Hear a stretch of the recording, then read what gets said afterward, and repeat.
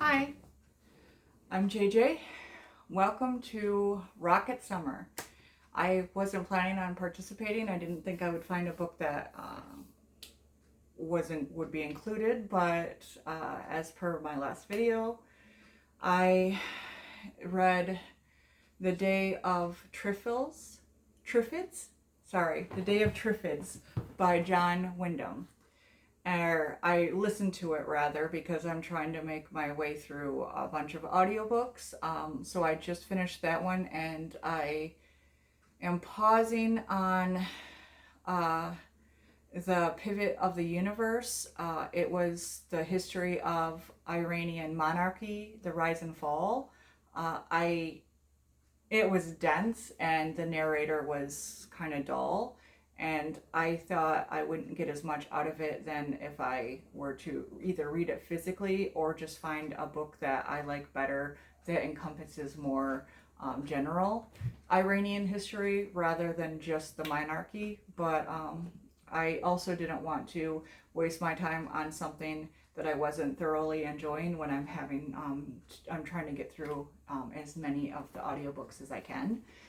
So instead, I just started today and have really been enjoying Hell and Back, the last train from Hiroshima, and it's haunting and necessary, especially in today's society. And I hate to say I'm enjoying it because it's hard to say that about such subject matter, but I am thoroughly glad that I'm reading it. So that update's out of the way.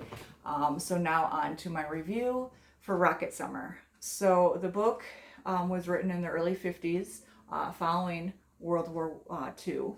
And he had experienced the trauma and tragedy in London during that time. So his book is a representation of his fears on that, but also and contextually, it's about how during that time and when he wrote it in the 50s, Britain and other countries around the world were working on decolonization. A lot of the nations were gaining independence. And just like with H.G. Wells's War of the Worlds, which was anti-colonialism, it's showing the horrors of colonialism, not just on the people who are being colonized, but what it does to the society that is colonizing them. It is supposed to be a warning. Obviously, nobody heeded Wells's warning at the end of the 1800s, and so he wrote again in the 1950s. John Wyndham did, and I just find it fascinating because from the first moment of the book, you could tell the influence from War of the Worlds, and you could also see. I don't know if this was intentional or my take on it, but they were, like it's saying that they were scared of like the repercussions of the people they colonizing coming back and haunting them and destroying them for what they had done. But in a sense, you could read it as the fact that the invaders are the colonizers, and you can get that point of view and just see how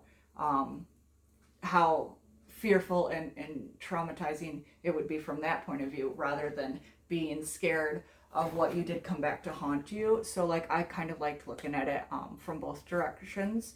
Another thing that I found interesting about the story is how it amuses me the different ways people can react to the tragedy and the trauma of war by writing about it. Some write like all of them are essentially anti-war books, but some write from a very real grounded perspective to show the horrors of what they experienced, to show the aftermath of what they experienced, to show the toll on each individual soldier. I'm talking more like the stuff that one of my favorite writers, Erich Remarque, did, especially with his most famous book, All Quiet on the Western Front, where he talked about the horrors of World War One. But also with Hemingway and stuff, like they tried to show hope in the fact that like there can be love within war. So a lot of them feature romances just because they're trying to give hope.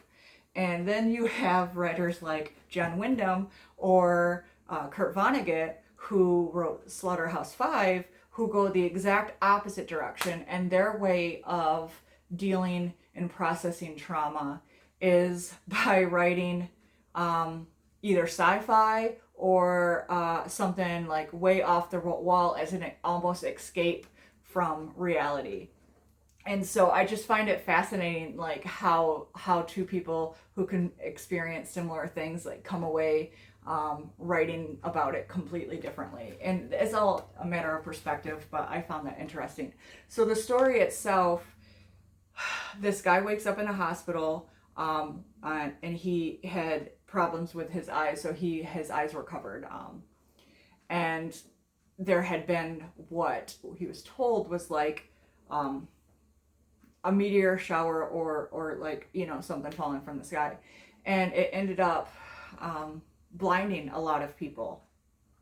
And not only that, but there's these plants now, this like invasive species that is now can walk, and they are systematically killing humans. If they can't kill them, then they are completely maiming them, whether it's blinding them again or maiming, taking their limbs, like anything that is the easiest to take out. So you have this society that's left. So it's a post-apocalyptic story about sighted and non-sighted people, and it, building community, trying to survive this. And it has a lot of interesting topics and thoughts, and some of them I really thoroughly enjoyed, and some of them I could see that it was a product of its times, obviously in the 50s.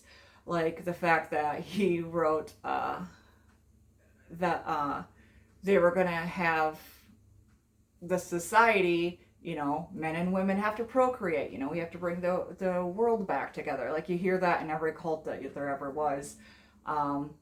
And so like one guy should be with a sighted woman and a non-sighted woman, and like all this different stuff, or like multiple non-sighted women, just because you have to procreate more. And one of the women was like, yeah, that's fine. All women want babies. Like, this is what life is. And, obviously that's not true. But, so you have to take stuff like that with a grain of salt. And I don't know if it was like intentional or irony, like or satire, because for me, sometimes I miss that stuff.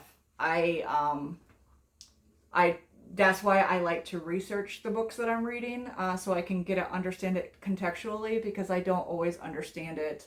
I get my interpretation, but I don't always get the satire or irony of it. So perhaps she didn't actually mean that, but it kind of, it had me kind of scratching my head on that one. But the storyline, it was interesting, as they're trying to survive and stuff like that. But I felt like it was drawn out quite a bit, and some of the plot was a bit convoluted.